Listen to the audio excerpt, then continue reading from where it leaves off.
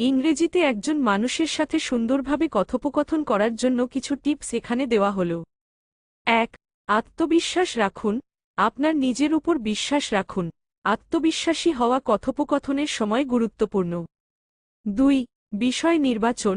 কথোপকথনের জন্য এমন বিষয় নির্বাচন করুন যা উভয়ের আগ্রহের মধ্যে পড়ে। সাধারণ বিষয় যেমন কাজ, শখ, ভ্রমণ, খাবার ইত্যাদি থেকে শুরু করতে পারেন। ৩. প্রশ্ন করুন। উল্লেখযোগ্য এবং আন্তরিক প্রশ্ন করুন। এটি দেখায় যে আপনি তাদের কথায় আগ্রহী। উদাহরণস্বরূপ, আপনার কাজ সম্পর্কে কিছু বলুন, বা আপনি কোন ধরনের বই পড়তে পছন্দ করেন। ৪. শোনা এবং প্রতিক্রিয়া প্রদান। মনোযোগ দিয়ে শুনুন এবং উপযুক্ত প্রতিক্রিয়া দিন।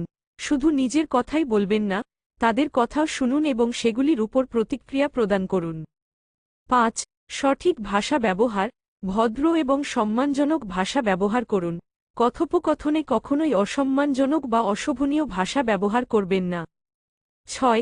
রসবোধ। কথোপকথনে কিছু রসবোধ যোগ করুন। এটি কথোপকথনকে আরও মজাদার এবং আনন্দময় করে তোলে। ৭. চোখের যোগাযোগ। কথোপকথনের সময় চোখের যোগাযোগ বজায় রাখুন। এটি আপনার আত্মবিশ্বাস প্রদর্শন করে এবং আপনি যে মনোযোগ দিচ্ছেন তা দেখায়। ৮. সাবলীল থাকুন। প্রাকৃতিকভাবে এবং সাবলীলভাবে কথা বলুন।